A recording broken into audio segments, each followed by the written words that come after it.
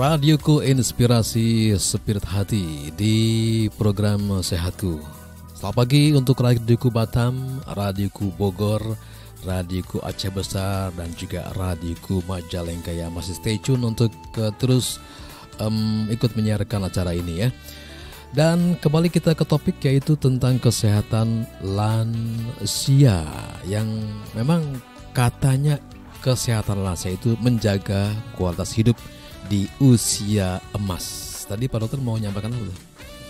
Ada yang tertunda ya? Baik, sekarang kita bahas, kan tua itu pasti, cuma ada yang lebih cepat, progresif. Oh iya. Cepat kelihatan tua. Coba bisa nggak lihat ngomong tuanya, nggak bisa ngeliat ke saya gitu. Ya, jadi tua itu ada yang ya normal gitu berjalannya, ada yang terlalu cepat, cepat terlihat tua begitu. Ada juga yang kemudian penuaannya diperlambat. Penuaan dini, penuaan terlambat. Jadi kita akan belajar apa yang menyebabkan tua. Sehingga kalau kita sudah tahu penyebab apa yang menyebabkan tua, kemudian kita bisa memperlambatnya.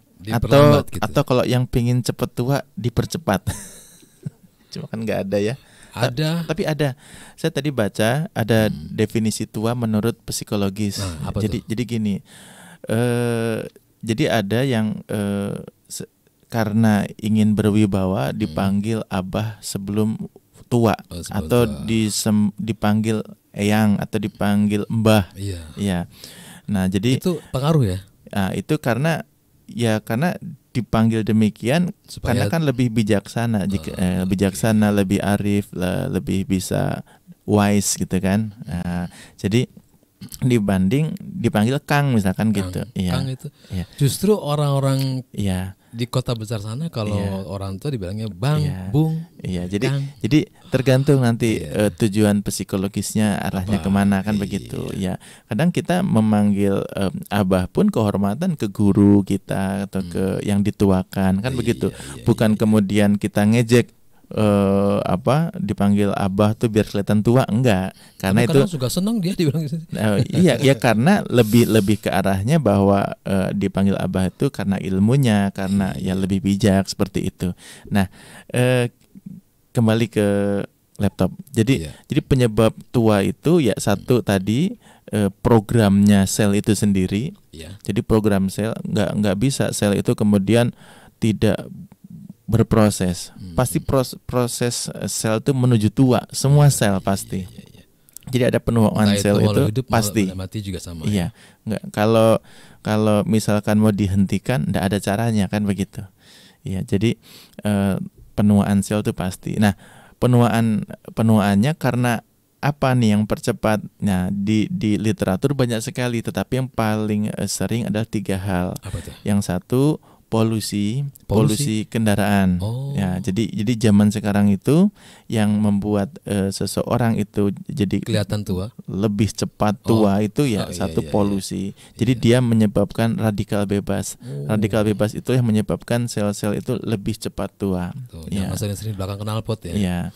Jadi hati-hati yang judulnya niatnya olahraga naik sepeda, tapi lewat jalan-jalan yang bermacet-macet, itu nanti ya sehatnya dapat, kemudian efek samping sakitnya pun dapat. Jadi tapi daripada kemudian sehatnya dapat, efek samping dapat, ya lebih baik tidak melakukannya kan begitu. Sekarang daripada gini, olahraga lari misalkan, tapi di tempat yang banyak polusi di situ, ya mending jangan lari sekalian gitu. Ngapain begitu. Dok, kalau gitu berarti nanti nggak olahraga, ya pindah, jangan di situ kan begitu. Cari lingkungan yang memang sistemnya support untuk olahraga begitu.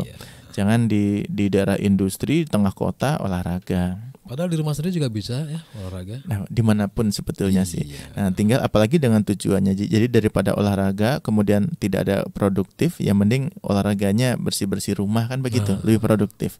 Dok, tapi sudah bersih rumah saya, ya rumah tetangga boleh lagi. Kan begitu. Jadi yang pertama tadi polusi kendaraan, yang kedua adalah asap rokok. Itu asap rokok.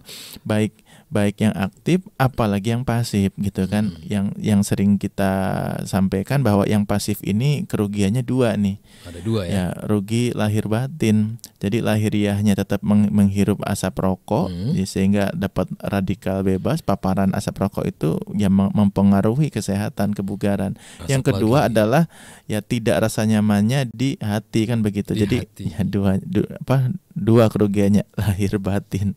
Yang syukur-syukur kalau cuma tidak nyaman kan kadang jengkel, kadang kesel kan begitu. Menghirup asapnya iya, jengkelnya dapat. Wah, rugi itu dua-duanya ya. Jadi lebih baik ya kita yang ngalah menghindar. Seperti itu. Nah, yang kedua asap rokok ya. Yang ketiga adalah tentunya makanan ya. Makanan yang tidak sehat. Dan berikutnya yang nggak kalah penting saya tambahin satu lagi, yaitu polusi polusi frekuensi elektromagnetik.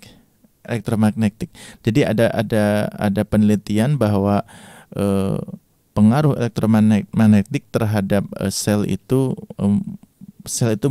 menjadi terganggu dan kemudian lebih cepat tua. Jadi efeknya negatif gitu. Bukan kemudian kena elektromagnetik kemudian selnya lebih bagus dan lebih muda, enggak. Jadi disarankan kita tidak tidur dekat-dekat dengan gadget kita, atau ya kita lebih bijak. Misalkan HP kita sakuin jangan di dekat dengan jantung dan lain-lain. Ya, walaupun mungkin ya tidak signifikan efeknya, tetapi tetap dengan kita melakukan hal-hal kecil yang walaupun itu mungkin tidak terasa efek dari upaya itu, ya tetap berarti setidaknya kita ada perhatian terhadap kesehatan. Hal-hal kecil kita lakukan, apalagi misalkan di hal-hal yang besar, tentunya kita akan lebih mudah lagi begitu. Ya, yang repot kan kalau kitanya abai, cuek. Jadi kadang kita itu untuk urusan kesehatan nanti kita milih-milih yang cocok kita terima, yang nggak cocok ya akhirnya kita menghadirkan banyak argumen untuk tidak suka dengan upaya tersebut. Contoh misalkan, kalau misalkan ikan membuat sehat, itu cocok semuanya kan, karena orang ya suka ikan kan begitu. Tapi kalau misalkan rokok merugikan kesehatan, nanti ya ini debatable nih. Jadi ada yang ya memang yang nggak suka rokok ya langsung sepakat, iya betul rokok itu mengganggu kesehatan. Tapi yang suka akan menghadirkan banyak argumen gitu kan. Ya. Rokok bikin sehat, rokok bikin cerdas, rokok menghadirkan ide kan gitu kan. Loh, ada yang seperti itu. Saya, dok, kalau nggak merokok saya tuh nggak bisa kerja, dok, begitu kan. Ada yang seperti itu. Jadi upaya untuk sehat itu ternyata akan difilter, dipilah-pilah oleh hawa nafsu kita. Nah, untuk menghilangkan itu maka kita ya ini pentingnya kita menambah wawasan, belajar begitu. Sehingga kita itu nanti hawa nafsu kita tuh akan kita paksa untuk menyesuaikan. Kalau yang baik ya bisa diterima, itu mudah kalau yang baik kan. Tapi kalau yang nggak cocok dengan hati, nah semoga dengan kemudian motivasi yang didapat dari pembelajaran ini menjadi sebuah kekuatan. Contoh gini, seseorang kalau mau berhenti merokok misalkan, ya tadinya sulit, tapi dengan terus saat menambah wawasan, menambah ilmu pengetahuan, nah nanti akan lebih terus akan hadir objektivitas baru yang kemudian akan memberi kekuatan untuk dirinya melawan, sehingga memang harus dilawan. Kalau nggak dilawan repot. Walaupun ini ada juga saya menyimpulkan ada suatu penelitian kecil-kecilan ya. Jadi setelah orang itu sakit, maka apa yang dilakukan sulit sebelumnya jadi mudah. Contoh, berhenti merokok itu sulit. Tapi kalau sudah kemudian sakit, maka jadi sangat mudah gitu kan. Sama, disiplin dalam makan, disiplin dalam istirahat, menghindari faktor stres, olahraga, itu kan hal-hal yang sulit mengeluarkan energi ya. Tetapi jika kemudian tanda petik ada situasi yang memaksa, maka jadi mudah. Maksudnya begitu kan. Dikirim musibah gitu. Begitu. Nah, sekarang kita kemudian berpikir ke logika, ke rasional. Nah, apakah kita itu nunggu nunggu ada sesuatu yang memaksa kita berubah, atau kita ya udah berubah saja sebelum yang memaksa itu datang, karena sesuatu yang memaksa itu biasanya tidak enak begitu. Iya, nggak enak lah. Biasanya tidak nyaman dan menyakitkan begitu.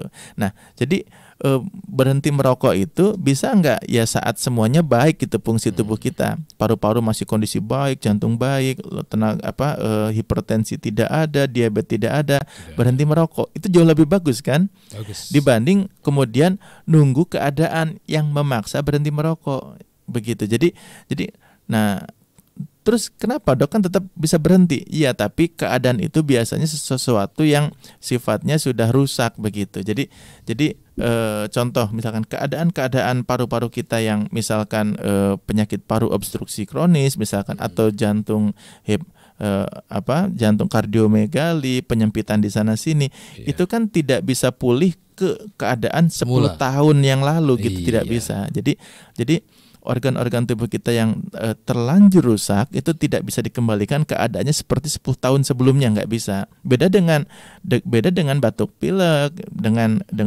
diare gitu kan. Kalau kemudian sembuh ya sembuh begitu. Tapi kalau organ tubuh kita yang vital ini, jadi nanti konteks pengobatannya adalah hanya untuk mempertahankan fungsi yang masih ada, yang tersisa. Tidak kemudian membuat muda lagi begitu. Jadi pentingnya merawat fisik ini adalah satu, tidak bisa kembali keadaan fungsi-fungsi organ yang vital itu kemudian kembali ke awal. Yang kedua ya tidak ada spare partnya. Ya, kalau kita misalkan tidak merawat kendaraan, oke lah, rusak di bagian apa tinggal beli kan. Tapi kalau fisik kita nggak bisa begitu. Nah, jadi 3 tadi ya, yang 4 yang membuat penuaan lebih cepat, polusi kendaraan, kemudian asap rokok, makanan, dan satu lagi gadget ya, elektromagnetik, gelombang elektromagnetik. Terus, nah bagaimana kemudian untuk tadi, berarti kalau itu mempercepat penuaan, nah apa yang memperlambat penuaan? Ya lawannya gitu. Jadi polusi itu kan dia menghadirkan radikal bebas. Nah, radikal bebas itu ya lawannya adalah antioksidan begitu. Ya, tentunya menghindari paparan-paparan yang tadi penyebab tua itu lebih bagus kan, lebih baik. Cuma hari ini di mana kita bisa menghindari itu? Di mana kita bisa menghindari polusi kendaraan, menghindari asap rokok, menghindari makanan yang tidak sehat, menghindari elektromagnetik, di mana kan tidak ada. Nah, oleh sebab itu ya hadirkan antioksidannya begitu. Antioksidannya. Jadi tadi merusak sel, antioksidan itu memperlambat perusakan selnya atau mencegah perusakan selnya, antioksidan itu. Jadi lawannya dari radikal bebasnya begitu. Nah, antioksidan itu di mana adanya? Ya di makanan gitu kan, di makanan yang alami gitu. Yang kedua adalah hindari stres. Jadi antioksidan alami ya saat kita tidak stres, saat kita bahagia, maka itu ada antioksidan alami di tubuh kita. Makanya kalau orang yang bahagia terus ya lebih terlihat muda gitu ya, dibanding orang yang stres terus begitu. Nah jadi upaya untuk ada orang stres terus Pak Dokter?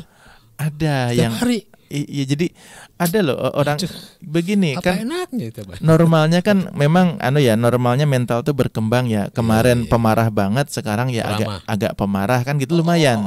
Yang penting ada progres ya. Kalau dihilangkan pemarah nggak ada, dok, alhamdulillah saya udah nggak pemarah lagi, nggak bisa. Jadi bohong gitu. Tetap marah, coba dipukul aja itu nanti marah. jadi diledekin aja, nggak usah dipukul, diledekin aja. Tapi ada progresnya gitu. Kemarin itu banget, sekarang kurang gitu kan. Nah itu terus.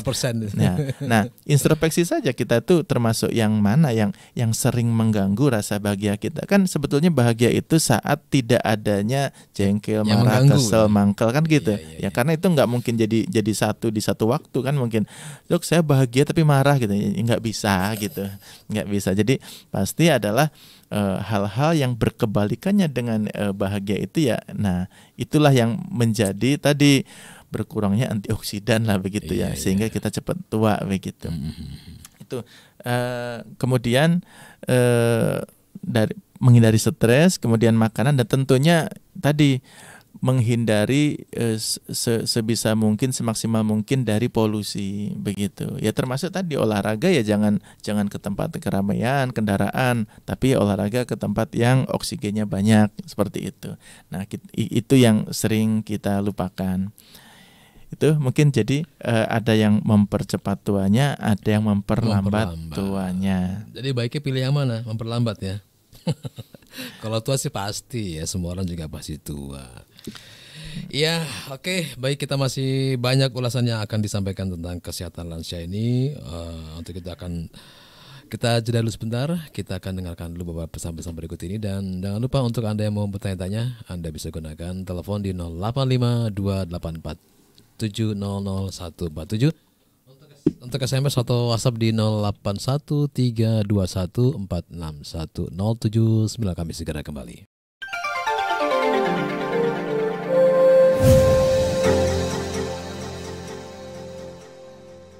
Ya, radioku Inspirasi Spirit Hati masih bersama kita di program Sehatku ya, dengan topik yaitu kesehatan lansia. Tadi sudah disebutkan hal yang mempercepat tua, yaitu merusak antioksidan, antara lain ada 4, yaitu 1 polusi, 2 asap rokok, dan 3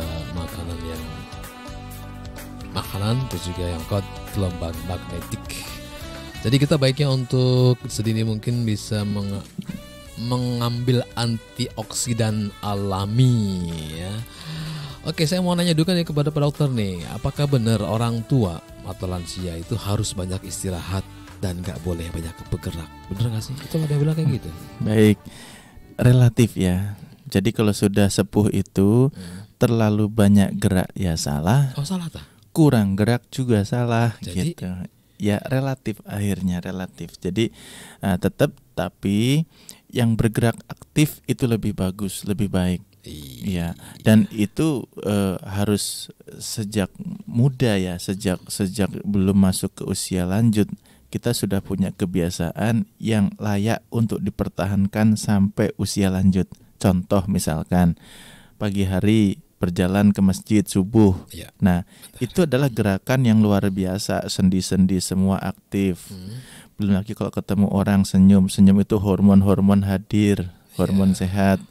Nah, itu adalah aktivitas yang layak kemudian dipertahankan sampai usia lanjut. Baik, nanti kita teruskan ya. Ada pendapat masuk, kita terima dulu. Assalamualaikum. Waalaikumsalam warahmatullahi wabarakatuh. Iya, maaf Ibu Nunung, tadi saya tahan sebentar karena Pak Dokter lagi nerangin ya. Gimana, sehat Bu Nunung? Alhamdulillah. Silakan, selawat dulu. Ini habis jalan pagi, Dokter. Wow, alhamdulillah. Mantap. Assalamualaikum, Dokter. Waalaikumsalam warahmatullahi wabarakatuh. Amin. Saya kan kemarin 12 Agustus 65. Oh, jadi lagi ulang tahun nih. Makan. Sekarang injak 65. Iya. Alhamdulillah. Kasih sehat. Iya. Masih bisa jalan kaki. Ya mungkin bolak-balik 700 meter mungkin. Alhamdulillah, berkah umur. Amin. Nah, yang saya tanyakan, nih model jalan itu apakah harus tiap hari seusia saya atau seminggu berapa kali?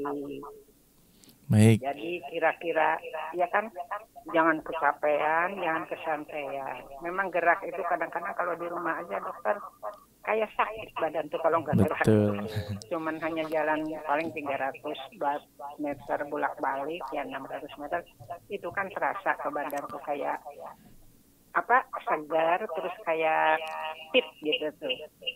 Apakah itu bisa tiap hari atau seminggu berapa kali? Baik. Itu aja, Dokter. Baik. Makasih. Sama-sama. Waalaikumsalam warahmatullahi wabarakatuh. Waalaikumsalam warahmatullahi wabarakatuh. Tadi setiap hari atau seminggu sekali atau sebulan sekali? Pertanyaan di usia 65 tadi ya, Umi yang bertanya. Iya. Di usia 65 itu baiknya jalan berapa jaraknya kan gitu, berapa langkah begitu.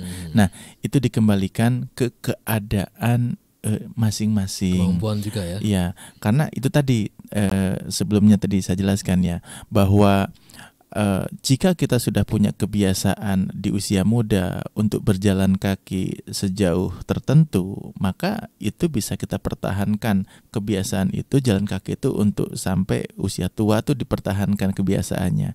Yang paling mudah kan aktivitas subuh. Kalau sering kami menyarankan, merekomendasi adalah ya tentunya bukan yang bukan keadaan yang memang ada hamba Allah yang sudah dikaruniai rezeki ya tidak bisa jalan atau di kursi roda. Nah, itu ya hendaknya tidak harus mengikuti saran ini ya.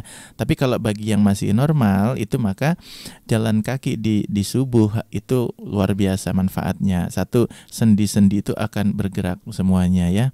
Kemudian pikiran. Nah, jadi ketemu orang, silaturahmi, senyum, itu semua mendatangkan hormon-hormon sehat, hormon-hormon positif. Nah, kemudian tentunya ya jarak itu relatif. Jadi kalau pernah mendengar iklan suatu merek susu ya, kalsium ya, jalan 10.000 langkah gitu. 10.000 langkah ya. 10.000 langkah itu sekitar 3 kilo. Jadi kalau umat itu untuk usia berapa orang yang 1.000 langkah? Sebetulnya sampai usia berapapun sebetulnya. Kan tapi kan begini, tidak mungkin juga seseorang yang 60 tahun hidupnya nggak pernah jalan, terus kemudian tiba-tiba baru membangun kebiasaan baru jalan, ya tentunya tidak 10.000 langkah ya. Yang penting gerak lah yang itu. Tapi kalau yang, makanya kita sejak muda harus banyak alasan berjalan kaki gitu. 10.000 langkah itu 3 kilometer. Kalau ya. Iya, kalau jamaah umroh haji itu ya sa'i itu 3.000 meter itu. Ya, itu 10.000 langkah walaupun belum ada yang ngitung ya. Cuma 3 kilo itu sekitar 10.000 langkah karena langkah kita itu ada meter, 3 langkah itu ya betul kan? 3 langkah 1 meter ya, 3 langkah 1 meter. Kalau Bang Yos kalau ke masjid langkahnya dikit-dikit supaya apa? Supaya pahalanya banyak, kan dihitung dari langkah gitu. Kayaknya nyampe kobat duluan. Jadi Umi yang bertanya, jadi relatif Umi. Jadi gini, saat kemudian terasa kelelahan, maka ya sudah istirahat itu. Cuma ya itu 700 meter ya alhamdulillah, lanjutkan, biasakan, dan yang penting begini. Nah, jadi nasihat dokter ke seorang pasien itu tidak bisa diintip atau dikuping oleh pasien berikutnya, nggak bisa. Jadi jadi setiap individu tuh punya keadaan masing-masing. Kalau saya kemudian bilang ke seorang pasien umur 70 tahun, Pak lanjutkan Pak, Bapak bagus jalan kaki 10.000 langkah gitu kan. Yang denger tangganya. Ternyata yang pasien berikutnya mendengar gitu kan. Aduh. Nggak bisa begitu. Mungkin seorang dokter itu merekomendasikan 10.000 langkah karena beliau bugar gitu kan. Masih ya, dan kerjanya juga kebetulan nyangkul, kebetulan kerjanya fisik kan begitu. Jadi selama hidupnya ini pekerjaannya apa? Kalau yang pekerjaannya banyak mengandalkan fisik itu lebih bagus, dan secara penelitian lebih baik kok. Jadi kalau misalkan ada 5 kelompok pasien nih, saya suka mengamati kecil-kecilan nih. 1 petani, yang kedua pedagang, yang ketiga pegawai gitu kan. Yang keempat hanya investor saja. Jadi uang yang bekerja, dia diam di rumah begitu. Maka kesehatan kebugaran itu, kalau kemudian tadi tidak ada upaya lain ya, cuma lihat dari kebiasaan pekerjaannya aja, maka yang paling sehat petani kok begitu. Iya, nggak ada petani gendut gitu, nggak ada. Jadi petani biasa, fisik bugar biasanya. Itu juga sama malah fisik juga. Nggak ada obesitas. Obesitas biasanya tadi investor ya, terus pedagang gitu kan, ya karena uangnya yang bekerja gitu kan, seperti itu. Nah makanya bagi yang pekerjaannya kebetulan tidak ada aktivitas fisiknya, maka ditambah kan begitu. Iya. Ya, ternyata saya pernah mendapati seorang bos, ternyata mana Pak Hajinya sedang di belakang ngarit bersihin taman. Ya, terus maksudnya jadi dia melakukan sesuatu yang itu kan, jadi sebetulnya gini, membersihkan taman kan pekerjaan bapak kebun ya gitu kan. Tapi kemudian ya karena ingin sehat, Pak Haji tersebut melakukan hal itu juga gitu. Iya. Jadi untuk sehat memang begitu. Jadi kalau kami ke pasien juga sering loh ke seorang anak nih, carikan kesibukan untuk Abah, carikan kesibukan untuk uminya begitu. Jadi carikan apa saja yang bisa dirawat gitu. Kalau misalkan seorang nenek suka bunga, belikan bunga supaya dirawat begitu. Jadi gerakan-gerakan merawat, kemudian menyiram Ya, itu pokoknya bagus. gerak lah, Ada gerak. Nah, hindari diam gitu. Hindari diam. Makanya satu nasihat juga ke pasien begini. Ada pasien yang beliau ini rutin fisioterapi. Saya tanya, fisioterapi diapain aja? Ya disinar, kemudian ada gerakan-gerakan tertentu dilatih. Kan tujuannya adalah fisioterapi itu menguatkan otot-otot, kemudian mengembalikan fungsi-fungsi sendi kan begitu. Nah, saya sampaikan, jangan tinggalkan fisioterapinya, ikuti saran dokter, tapi jangan lupa ada fisioterapi penting juga di rumah. Ya, di rumah ada siapa, Bu? Ya ada bapak, pijeti bapak. Jadi gerakan fisioterapi ibu adalah mijeti bapak. Kok nggak dibalik, Dok? Bapak harusnya mijetin saya. Bukan. Jadi ini adalah untuk fisioterapi ibu, untuk kepentingan ibu sendiri. Jadi supaya sendi-sendi tangan ibu bergerak. Yang kedua karena bapak senang, terus kemudian ya reaksinya nanti bapak akan menyenangkan ibu, sehingga nanti akan dapat semuanya. Fisik ibu dilatih, sendi-sendi bergerak. Yang kedua menyenangkan orang lain, itu otomatis akan menyenangkan diri sendiri begitu. Nah jadi dapat dua-duanya. Dibanding misalkan kalau fisioterapi hanya melihat fisiknya saja. Contoh gini, memang betul bagus sih di fisioterapi di sinar, ada gerakan-gerakan tertentu, kemudian tapi dia individu gitu. Ya bagus, cuma nggak ada nilai plusnya. Tapi kalau fisioterapi plusnya itu adalah apa? Selain gerakan-gerakan kita itu dilatih, ada gerakan-gerakan sendi. Yang kedua menyenangkan orang lain begitu. Ya jadi mulai hari ini ibu katakan ke bapak, Pak kalau mau minum suruh ibu. Misalnya gini, walaupun bapaknya bisa melakukan gitu kan, tapi carilah sebanyak mungkin alasan untuk bergerak dan menyenangkan orang lain. Nah itu fisioterapi yang sering dilupakan oleh pasien-pasien. Jadi fisioterapinya hanya nanti dijadwal saja di rumah sakit 2 kali seminggu, tapi di rumah diem aja begitu. Nah, jadi lakukan gerakan-gerakan ringan ya, seperti itu. Syukur-syukur gerakan-gerakan yang produktif, yang bermanfaat. Jadi tadi berapa hari sekali atau relatif ya. Baiknya adalah jadi gerakan itu adalah sudah buat saja kebiasaan yang produktif, yang jadi olahraga itu atau gerakan itu adalah yang bermanfaat dan suatu rutinitas yang itu baik untuk kita. Jadi ya tadi aja jalan ke masjid ya. Kalau misalkan masjidnya 100 meter, 5 kali ke masjid udah lumayan loh itu. Udah 200 kali 5 udah 1000. 5 kali ke masjid. Iya. Ya kan udah 1000 meter, udah 1000 meter. Nah, begitu. Asar, iya. maghrib, jadi isya. Lahiriahnya dapat, jasmaninya sehat, kemudian ya dari sisi batiniahnya luar biasa begitu. Dan gerakan ini masih ada waktu? Masih banyak. 2 menit ya. Kan 45. jadi memang sholat itu sudahlah agung ya. Jadi jangan sampai kemudian pingin sehat sholat gitu. Ya jangan itu terlalu rendah gitu motivasinya gitu. Udah sholat itu agung, perintah mulia. Allah ta'abudi begitu ya. Nggak usah tahu tujuannya apa, udah ta'abudi saja sehat. Kok sehat? Maksudnya perintah Allah gitu kan. Tetapi boleh kan seorang medis gitu kemudian mempelajari ini kok luar biasanya sholat begitu. Jadi gini. Contoh, kalau kita punya engsel pintu, kemudian selama 10 tahun engsel pintu tersebut hanya dibuka 10 cm gitu ya. Maka itu akan membuat engsel itu tidak sehat, berkarat di bagian tertentu ya. Bunyi kerat-kerat ya. Begitu. Lebih bagus mana pintu yang sering dibuka maksimal dengan kemudian pintu yang hanya dibuka mungkin mungkin separuh begitu. Tentunya yang bagus itu yang pintu dibuka maksimal. Nah, pada gerakan sholat itu sendi kita tuh dipaksa untuk bergerak maksimal semua saat ruku. Tapi makanya ruku itu gerakannya harus sempurna. Jadi punggung itu selurus mungkin atau senunduk mungkin lurus begitu ya. Sehingga ada seperti 90 cm lah begitu sudutnya. 90 derajat. 90 derajat begitu. Nah, itu sangat bagus sekali begitu.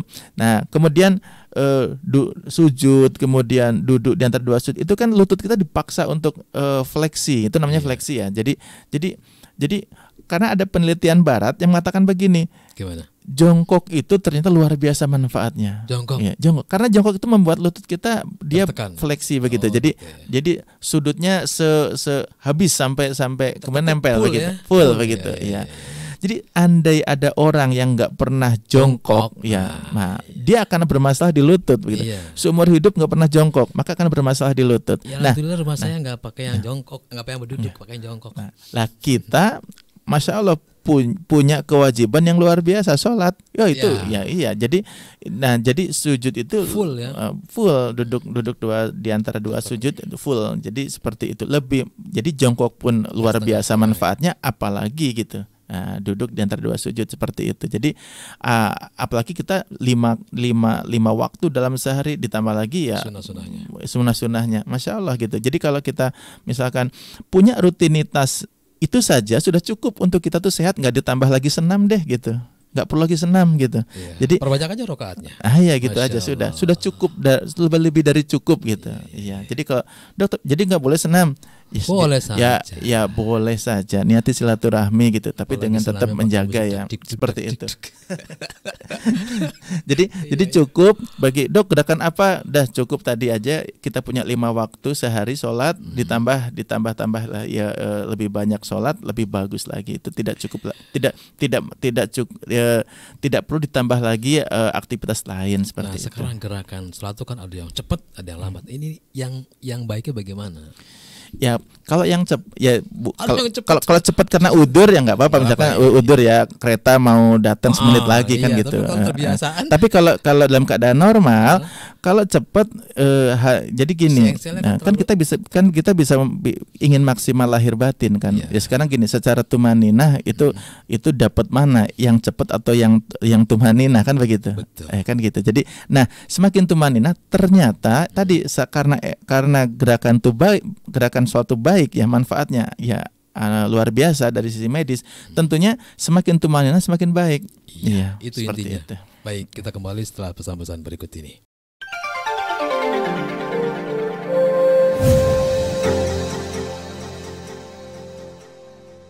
Ya, radioku inspirasi di program Sehatku masih ada waktu kurang lebih 4 menit ke depan ya. Dan ini ada yang masuk via WhatsApp. Kita coba angkat dari yang Majalengka. Ada Khairul Umam. Makanan apa sih yang menyebabkan penuaan cepat? Kemudian ada Taufik di Walid ya. Assalamualaikum, waalaikumsalam. Allahumma sholli ala Muhammad wa ala ali Muhammad sholli wa sallim alaihi. Selamat pagi Pak Yosa. Selamat pagi Pak Dokter. Bertanya, seminggu yang lalu saya menderita pilek dan hidung saya tersumbat. Kemudian saya merebus air yang dicampur garam 1 sendok makan hingga mendidih. Setelah itu saya menghirup uap panasnya dengan kepala diselimuti anduk di atas air tersebut sehingga uap panasnya terasa di wajah dan rongga hidung saya. Dan alhamdulillah setelah itu lendir yang tadinya menyumbat di rongga hidung dan susah untuk dikeluarkan menjadi cair dan keluar karena uap panas tersebut. Akan tetapi sekarang saya sering merasakan aroma kurang sedap. Mohon maaf, bau mulut dari bagian rongga hidung tersebut dan ketajaman penciuman saya pun seakan berkurang. Dan memang pilek saya ini masih belum sembuh total. Apakah cara pengobatan tersebut berbahaya, dokter? Mohon penjelasannya gitu. Baik, tadi ya metode untuk membuat nyaman hidung tersumbat ternyata dengan uap air itu sangat baik ya. Jadi kita harapkan memang upaya-upaya itu ya jangan kemudian obat dulu, tetapi satu adalah untuk meningkatkan imun, yang kedua adalah ya metode yang alamiah ya, yang ketiga baru nanti obat begitu. Dan itu boleh, nggak masalah. Nah kemudian kalau tadi ada keluhan kemudian ada aroma tak sedap, kemungkinan sinusitis dan sinusitisnya kemungkinan kuman atau bakteri. Jadi kan sinusitis itu ada penyebabnya 3 ya, alergi, ada virus, ada kuman ya. Jadi kalau alergi tentunya ya kita cukup hindari saja. Kita harus tahu pemicu alergi kita apa begitu kan. Yang kedua kalau virus ya tentunya berhubungan dengan daya tahan tubuh. Jadi kalau virus itu berhubungan dengan daya tahan tubuh.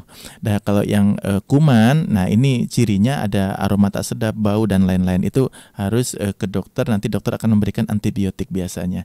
Jadi pastikan itu ya. Jadi kalau tadi karena aroma tak sedap, lebih lebih baik ke dokter. Boleh ke dokter umum atau ke dokter THT boleh. Seperti itu. Ya. Nah, untuk makanan apa yang menyebabkan penuaan cepat itu apa aja? Ya, tentunya makanan yang memperlambat penuaan ya tentunya antioksidan kan begitu. Yang vitamin C, vitamin A, vitamin E begitu. Nah, oleh sebab itu kita mendorong bahwa makan itu tidak hanya sekedar kenyang ya, tapi makan itu bagaimana kita memenuhi hak-hak sel tubuh kita.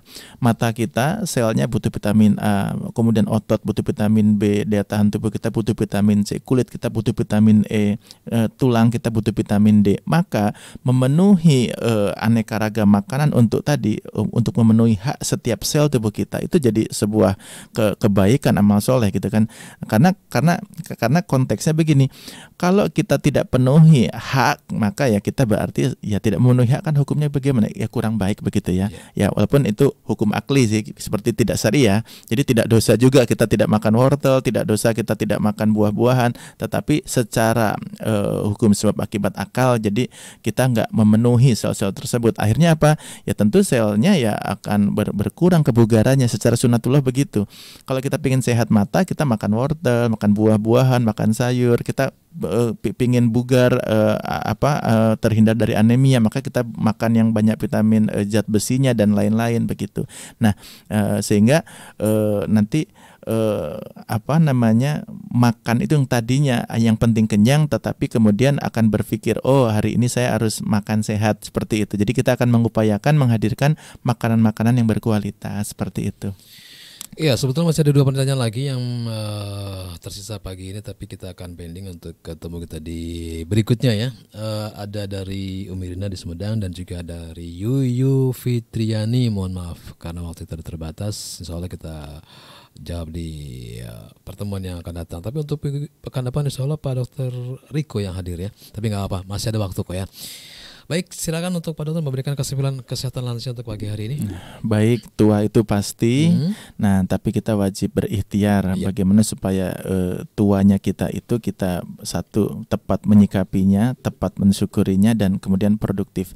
Nah, tentunya yang harus kita lakukan adalah menjaga, memelihara, merawat badan ini. Jadi kebiasaan yang buruk kita tinggalkan, kebiasaan yang baik ya kita tingkatkan.